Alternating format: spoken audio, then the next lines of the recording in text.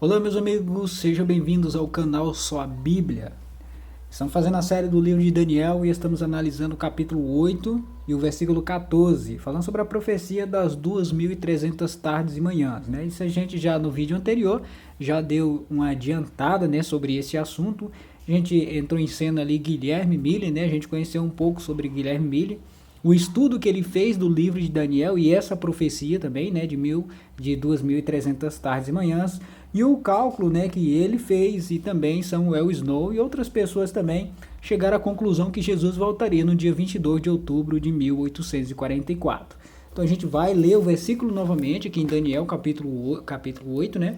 O versículo é o 14, você lembra desse versículo, a gente vai ler de novo, e a gente vai entrar ali nos detalhes ali pra gente continuar, né, e chegar ali no capítulo 10, a gente vai pro capítulo 10, mas só que a gente tem que finalizar, né, essas informações aí, para entender o que aconteceu no dia da profecia, né, no dia que seria o final da contagem dos 2.300 anos, né, daquela profecia.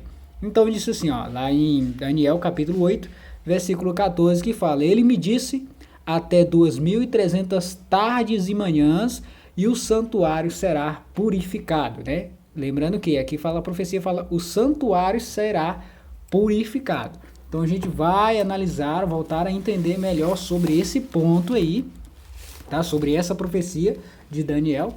A gente vai entender aqui, ó, fazer só um resumo do que a gente estava estudando no vídeo anterior. Guilherme Miller, né, começou a estudar as escrituras e ele se deparou com aquela profecia de 2.300 tardes e manhãs.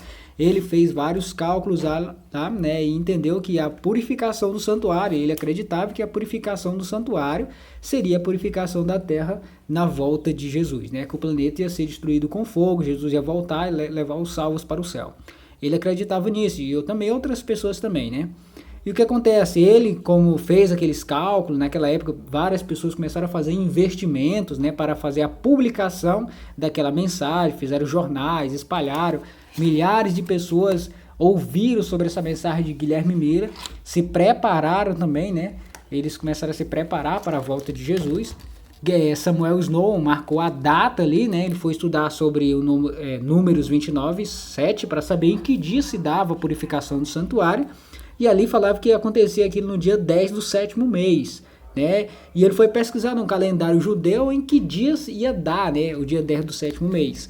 E o dia 10 do sétimo mês, o sétimo mês é o Tishri, né? No nosso calendário gregoriano se dava no mês de outubro, entre outubro e setembro, né? E ele foi fazer os cálculos para saber em que dia ia acontecer aquilo, a data do final, né? Da purificação do santuário, que ele acreditava ser o planeta Terra. E ele fez ali as pesquisas, né, e ele identificou que o dia seria no dia 22 de outubro de 1844. E aí a gente pesquisou, analisou, né, como que acontecia a purificação do santuário. A gente viu ali todo aquele ritual, né, que acontecia no dia da expiação. Isso a gente viu no vídeo anterior.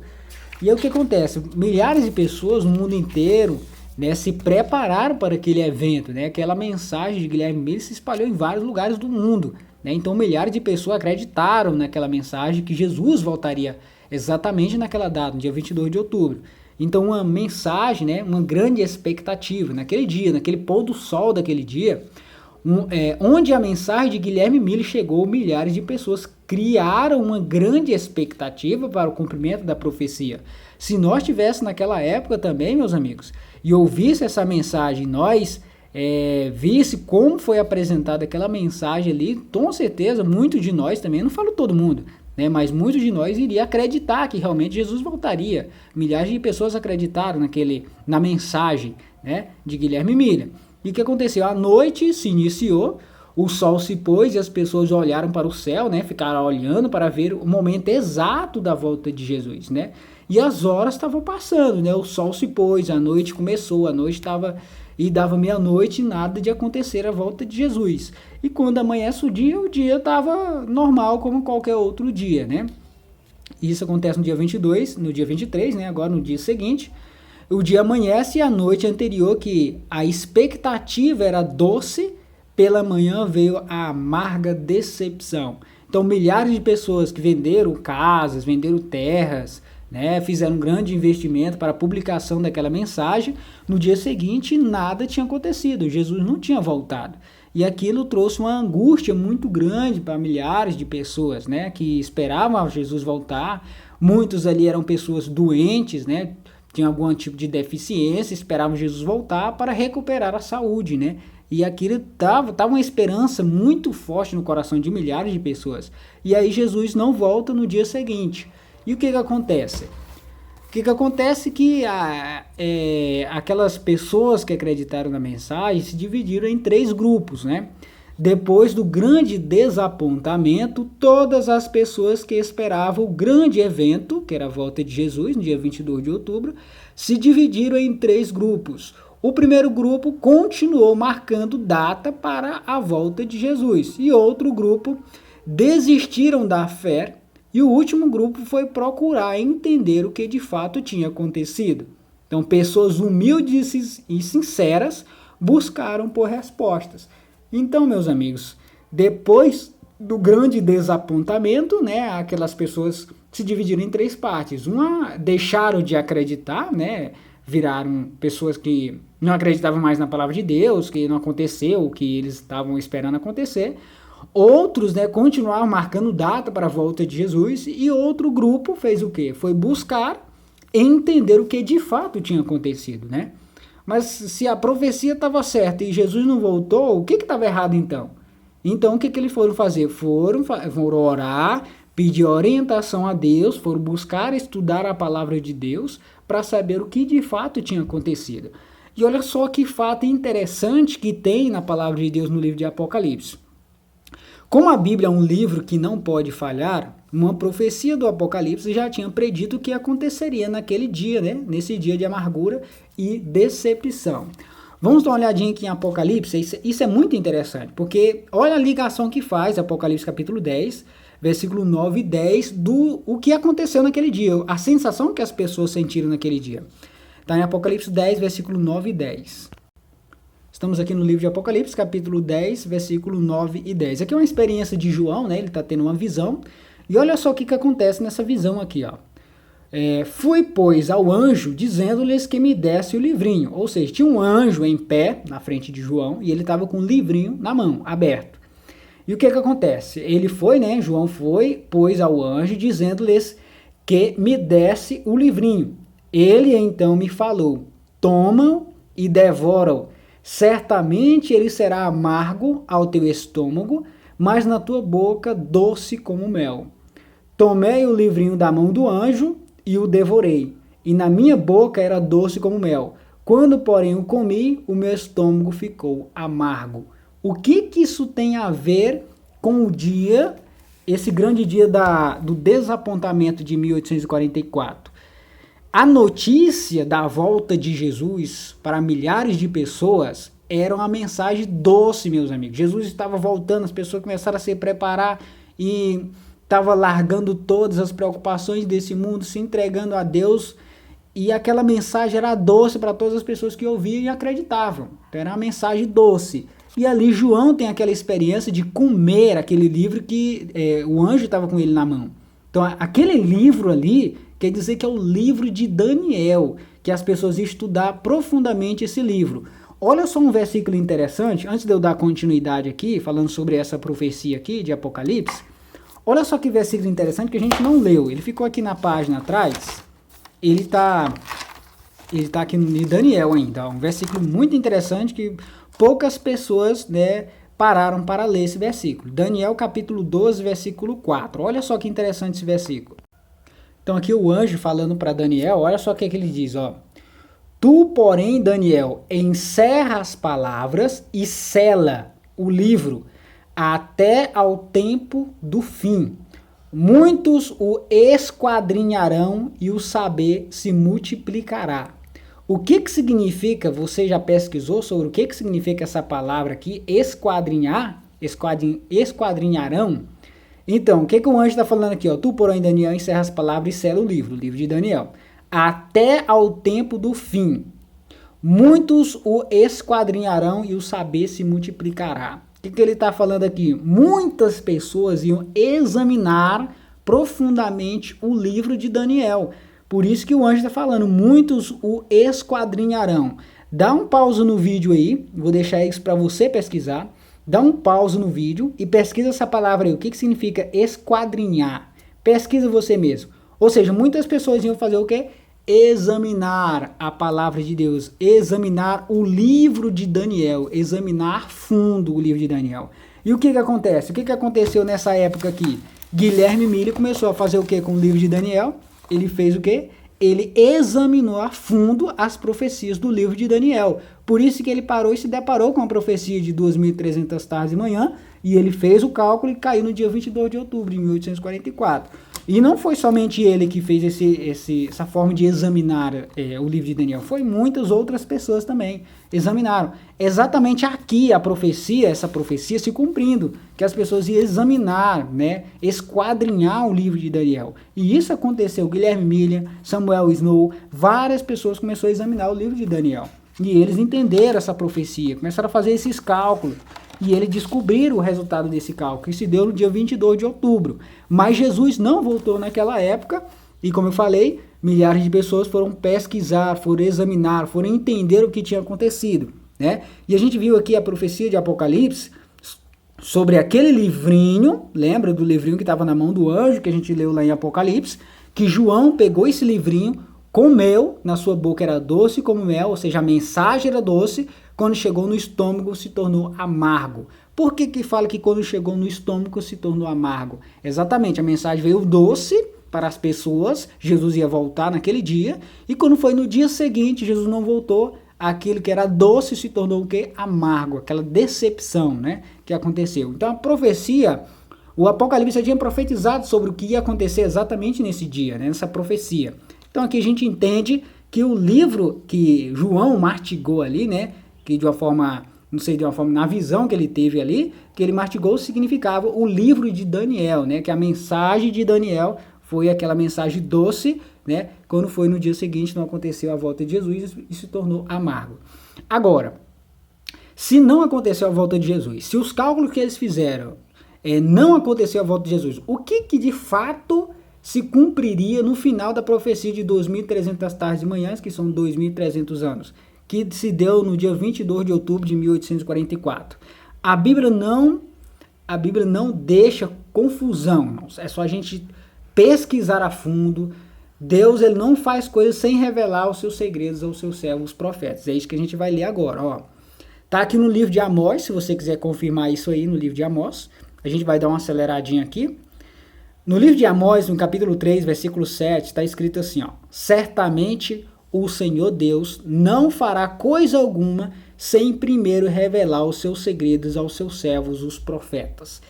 Irmãos, se isso foi um grande evento que envolveu milhares de pessoas no mundo e Deus está olhando para esse planeta, Deus está se preocupando com as pessoas que estudam a palavra de Deus e querem saber o que de fato tinha acontecido, Deus, ele não deixa algo confuso na mente das pessoas. Certamente o Senhor Deus não fará coisa alguma sem primeiro revelar o seu segredo aos seus servos, os profetas, certo? Ele não vai fazer nada se não revelar o seu segredo aos profetas. Se não revelar essas coisas, não dá uma explicação sobre isso.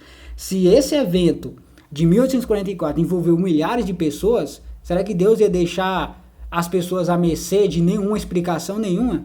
Ele não ia dar uma explicação para ninguém sobre o que de fato tinha acontecido? E as pessoas iam ficar com aquela confusão na mente? Vamos dar uma olhadinha aqui em Salmo 10, versículo 17. E Salmo 25, versículo 9. Mateus 11, 25. Lucas 8, 17. Se você quiser acompanhar isso na sua Bíblia, vamos dar uma olhadinha lá.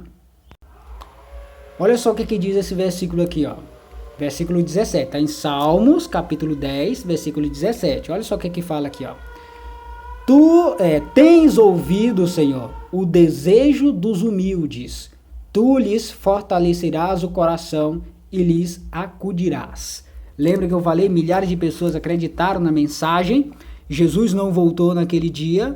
Algumas pessoas foram fazer o quê? Pessoas humildes e sinceras procuraram a Deus em oração, procuraram estudar a palavra de Deus para ter uma resposta. E olha o que a Bíblia fala de pessoas que são humildes aqui, irmãos, ó.